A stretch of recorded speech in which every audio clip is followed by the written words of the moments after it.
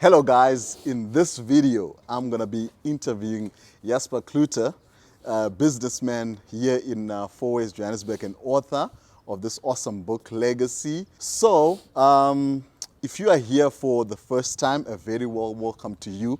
Kindly hit the subscribe button and let us grow together. I've got a lot of things to share with you. And if you are back, man, thank you for the support, man. We are growing each and every single day, and it's such a pleasure to interact with you guys.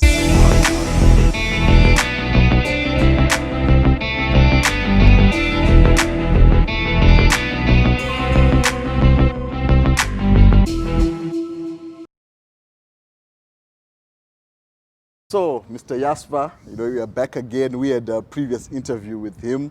Check that out, entrepreneur success stories of how he basically, overcame, the challenges with regards to retrenchment and managed to be on the course to build generational wealth. So he's just back here again because he wrote this book, awesome book called Legacy. And man, I couldn't put it down. So I was like, you know what? He's got a lot to share with us. Thank you, Jasper, for making your time to just get back on the channel with us. Well, thanks, Henry, and thanks for inviting me to share with your listeners. Awesome, man. No, you're welcome, man. You're welcome. Yes, Jasper. So Jasper, as I had said last week, he's the owner of this conference center and lodge, Eagles Nest Conference Center here in Johannesburg, Fourways. I mean, this is an awesome place. I mean, you guys got like over 17 rooms. I mean, we had our wedding a few years back, and a whole party, like my wife's relatives, were actually staying here because all of us were not from South Africa, but they had a great time, and at least everyone could be in one place. So that was awesome, man. And as I said, the breakfast is always good. So if you're ever in the Johannesburg area, Fourways, you're looking for a place to crash, this is the spot. Yeah. Good.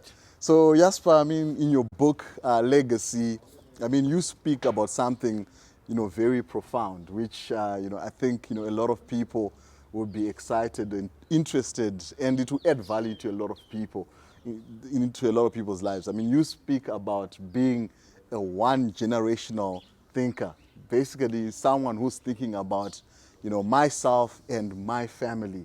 How are we going to survive or even perhaps thrive, in this in the country, or career-wise, financially.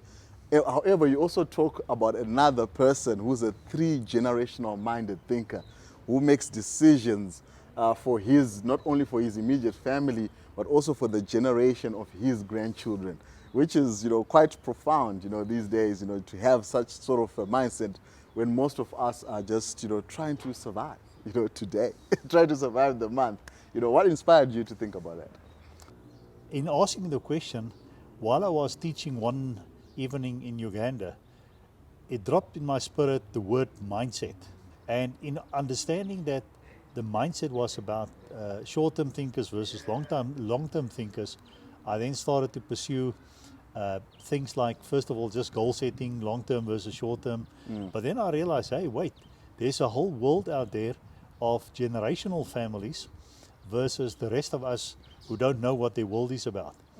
And in exploring what made the difference for these generational families, God then also led me to Proverbs 13:22 that we quoted last week. Yeah. And well, we can quote it again, which says, a good man leaves an inheritance for his children's children, and the wealth of the sinner is laid for the just. But he showed me that it has nothing to do with Christians.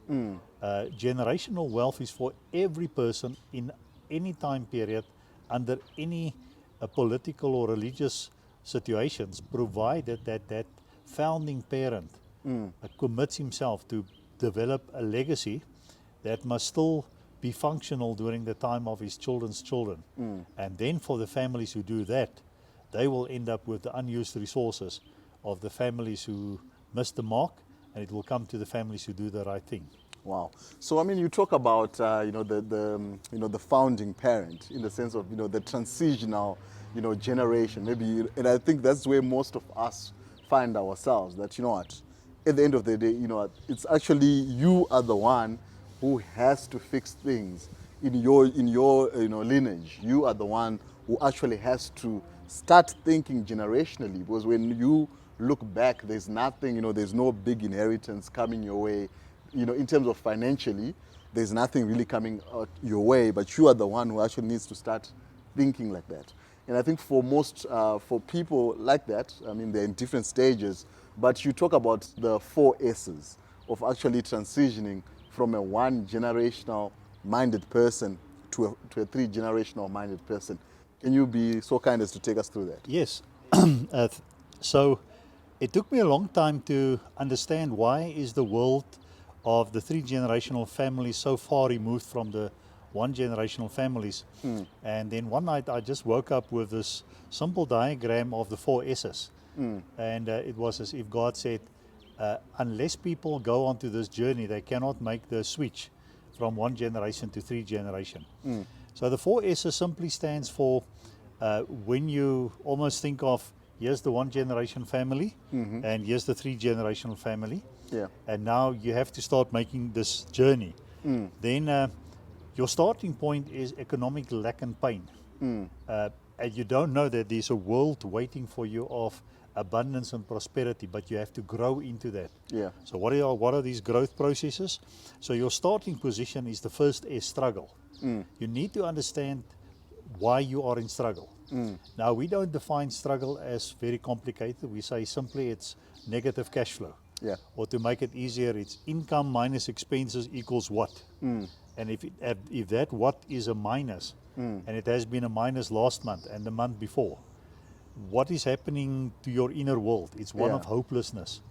And everything is a crisis. And if Eskom put up his prices or petrol put up, not again. You know, you have this victim Like mentality. mentality, and life is unfair. And you believe the cake is only so big, so that if you have a large piece of cake, then I think you've stole my piece of cake. Therefore, I must be angry with you. Wow. So while you're in this mindset, and we did discuss it last time, but people can be in this mindset whether they earn 100,000 a month or 1,000 a month. So how do you get out of it? So, you know, all the fasting and prayer won't solve it, but you have to solve income, make it bigger, and you need to solve expenses and make it smaller. Wow. Wow. Now, income, we say, Ecclesiastics teaches us sow in 7, even 8 places, because you don't know where it will come from. Yes. So we advocate that people need to have 3 or more growing sustainable income streams. So you've got a job, fine, but that's one. What are the other 2? Okay. And part of our support we then give people is to find their number 2 and their number 3. So that's what you can do on the income side. Then on the expense side, you have to be brutally honest with yourself about actually needed expenses. So this is not the time to try and have a big ego and want to have the nicest car and the nicest clothes and all of that. You now need, the buck stops with you. You're the founding parent. Where will you find that little surplus to start investing and growing out of your hole that you've dug for yourself over the last many years? Yeah.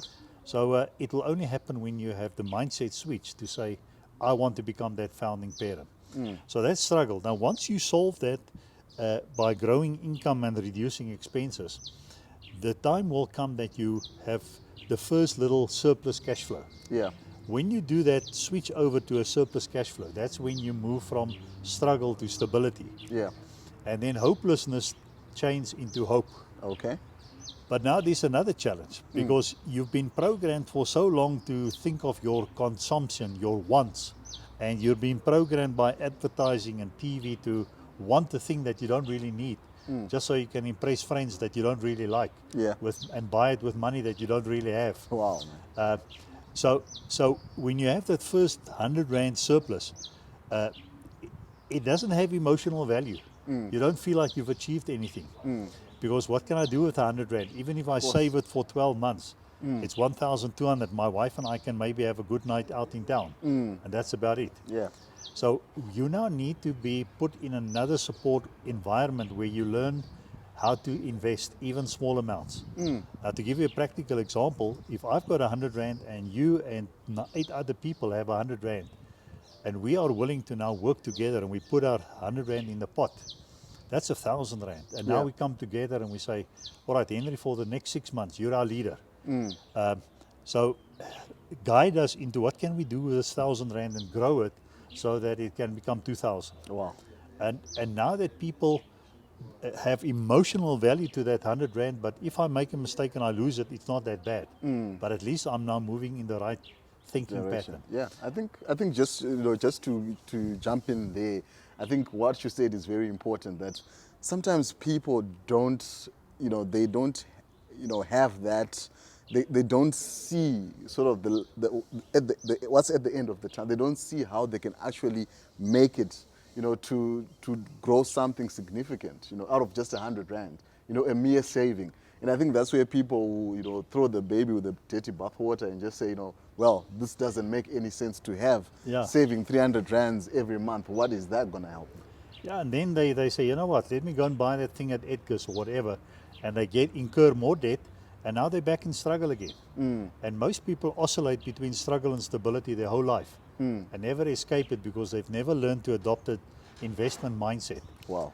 And that investment mindset can begin very humbly with maybe if you've got the gift of baking cake or rusks, or one group actually bought sweets in bulk and just repackaged it in smaller 5 rand and 10 rand packages and sold it at work. So there's many things you can do. It's just teaching your mind to start thinking differently. And I also like the fact of collaboration as well. That work, look for like-minded people at the end of the day. That there's power in collaboration. But what I've seen is that most of us are actually looking for the same thing, but we are just in our own little spaces, our own little sort of cubicles, and but all of us have got that intention. And that's why, we formed this gig group to say that is the like-mindedness. So you're the founding parent of your family lineage. Yeah. I'm the founding father of my family lineage. But now I need to be your friend because you don't have the time to wait another 50, 60 years to learn what I've learned, and I don't have the time to learn what you've learned. Yeah. So let's work together. So just in terms of the S's then, it's struggle, stability. And if you do the stability thing right, Yeah. that will take you to the third S, and that's success. Yeah. And we define success as having 3 or more sustainable growing income streams. And that kind of collaboration with your little 100 rand can lead you to number 2 and number 3 income. Yeah. And then we say it doesn't matter how small the beginning is. It could be that I just make an extra 100 or a couple of 100 rand a month out of the sweets packaging. Yeah. But as you then become a specialist in saying, how do I tweak this income stream so that a few 100 rand can become a few 1,000 rand, Yeah. and a few 100,000 rand. Yeah. And as you become a specialist in that income stream, that will make you economically attractive, so that in time when I meet you and I've got my 3 and you've got your 3, we recognize synergy and we say, hey, why don't we do number 4 together, number 5 together? Yeah. And then that level of strength, that you now have choices, you move from hopeless to hope to choice, is from where you can launch yourself into your last S, and that's significance. Yes. And significance is different things for different people. For the one is to run a soup kitchen and a squatter camp, and for another person it's to grow more businesses. Yeah. And the one doesn't make you a saint, and the other one don't make you a sinner. It's the way God programmed you. But we say, do your significance from strength, from success, and not from struggle, like most NGOs and people are trying to maintain an organization or something, but they run around for donor funding all the time. So that basically summarized then the story of the 4 S's. Yeah, so and which is an awesome story. And I think what you said, pursue significance from a point of, stability, from a point of success. And I've seen this, with many, with some young people or even some other people, that maybe they want to, sometimes you want to quickly do something which, it's significance driven or purpose driven, but you still need to, cover your bases. You still need to lay that foundation of, your bills are being paid and all these things.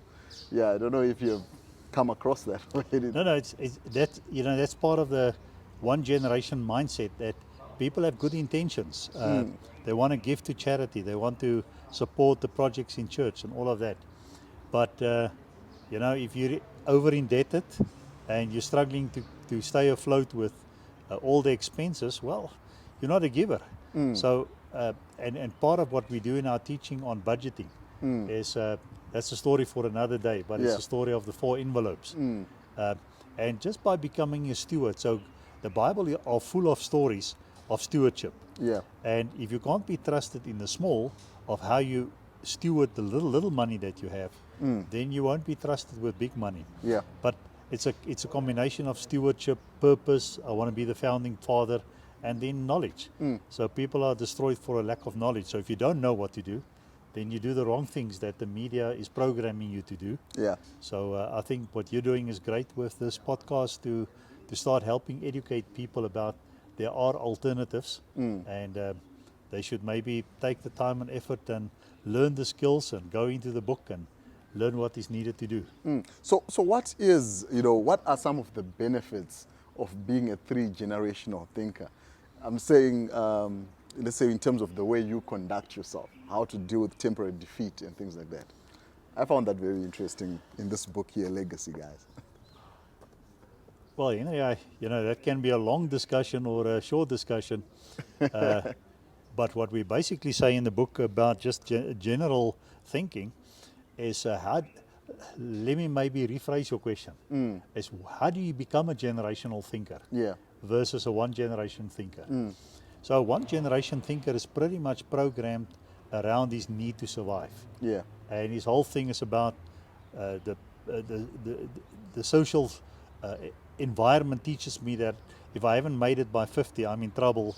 And if I made it by 50, I'm not really out of trouble, but I have to eat my money slowly, and hopefully it will survive.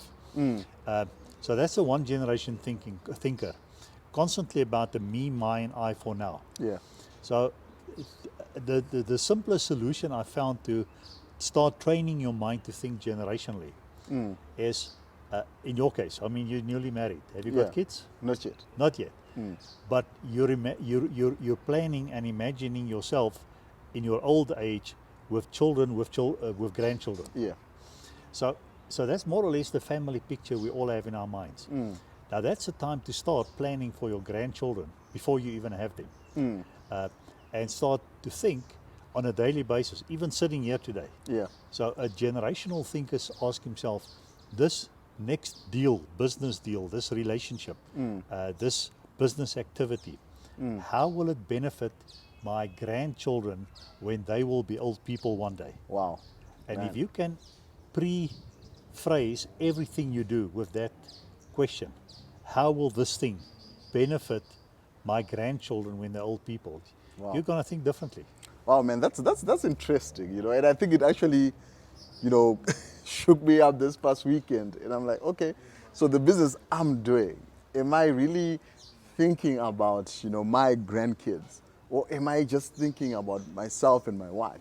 How we are going to come out of, struggle or whatever it is, or am I actually thinking that this business, it has to have proper systems, it has to have proper structures, so that my grandkids can, wherever they are in the world, can know that, my grandfather had a business in South Africa, my grandmother had a business in South Africa, and this is how most of the most established companies, old mutuals, you don't know where they are. We don't even know who the grandchildren are, but still, I'm sure somewhere, somehow, they're still benefiting from that success or from those establishments. Yeah, now, I was just in a meeting this morning with, that's a concept for another discussion, the family office. But that's once you've reached the pinnacle of financial success, you can now afford to have a whole office of top professionals that just manage your affairs, where you can focus on philanthropic activities and stuff. Yeah. But they take care of everything, from your businesses to everything. But to get into that family office, you need, the equivalent is probably at least 100 million here in South Africa. Yeah. Wow. Or 30 million overseas in Yes. dollars. Yes. Before they will allow you to start up a family office. Now, for most people, you never get there. Your mind is not grown to that extent. Wow, man. But the life and the world of these families who are already there is just so worlds removed from the rest of us who worry about paying ESCOM and paying the next thing. These guys have their own funds for buying businesses. Their kids grow up in an environment, not spoiled though, but their kids are growing up to say, I can go to a private school, but I've got responsibilities, learning stewardships and all sorts of things. But just imagine if I can, let's say you had grandfather Henry, Yeah. who did what you are now starting to do. Wow. And you could have, by the time that you got to 20, well, you grew up going to private schools, any private school of your choice. If you're good in sport, you can pursue it. Yeah. There's no challenge in terms of equipment and stuff that you need, tutors, mentors. Then when you finish school, you get a gap year for 1 or 2 years and you can go and travel and get experience. Yeah. You'll probably, your grandfather would probably have a network of friends that if you think of pursuing job A, you can work in job A for 6 months and see if it is to your liking or not. Yes. So you can gain practical experience. And then when you get 21, you get handed the keys to a house, fully paid for, but with the provisor that, Henry, if you're going to stay in it yourself, then you pay as if you're renting it, but you take that money and you put it in a trust fund for your grandkids. Or if you have tenants, then take that money and put it in a trust fund. Yeah. So you start learning these things. If you want to start a business, there's a family office that says, bring your project to us, and we have elders that will do the due diligence. But if it's a good project, we will then give you the money, interest-free, but we have a payment clause because this money belongs not to you, it belongs to the family. So pay it back interest-free, but that's how we keep the fund intact and keep the fund growing. So I can go on possibilities. Yeah. Old age, don't worry about your health needs. Yeah. You know, you can get to the best old age home and the best hospitals. But so these families just live differently. Yeah. But it takes a founding father who is willing to go through the transition process to say, I'll pay the price. Wow. Wow. Man, that's key. That's key. And there's also something you I think there are some 3 truths or principles that you sort of advocate for, or you actually say in this book, Legacy, about someone who's getting onto this journey of the 4 S's. And I think the first one is, I think you are it's your book, or you're the star of your own show. Well, what I'm basically saying, I think we did cover it last week, but is when I was in my very despondent state, having worked for a corporate career my whole life, and then that door's closed on me, and I didn't know what was the next door opening, and I felt very depressed. Someone gave me the advice to say, journal your feelings. And I started to journal my feelings, and I took the time out, and my inner talk was, Jasper, this is just the opening chapters of your book. And a good book starts where the main character of the book is in such dire straits in his first opening chapter that you are now riveted to say, how will this guy escape this bad situation? I approached my journal from that perspective. And I wrote my emotions and all the things that I felt was unfair and didn't see a way out. But then when I finished it, so I think I was probably in my early 30s, I said, good, that's a good opening chapter. Now the pen is in my hand for the rest of the book. The book is blank. So how will this now unfold? And I think it's maybe not a bad strategy for anyone who's listening to follow. Whatever stage of your life it is, when you're now listening, whether you're old or young, it's just an opening chapter. Yes, man. I mean, I like that, man, because it gives us hope. Even during this time, it doesn't matter what you've been going through. Some people have been retrenched. Some people, their businesses have closed down. But just to know that you are the star of this show, and you can actually start writing. This is just the first chapter. You can actually start writing a different story, and that hope is still there. I think you quote that Colonel Sanders, started KFC at 67 years old. But 67 or so. Like 67 or so. That this is when this happened. So it's never too late, and the sky is never falling again. I was sitting in church one day. Where some people say, I wish I knew this when I was younger, as if I'm now too old to start. And my advice to them is no, understand that generationally. I mean, Abraham was 70 years old, I think you even say Caleb was like 80 when and he Caleb was came 80, to. but and Moses was 80 when he got his calling. Yeah, So it doesn't matter how old you are.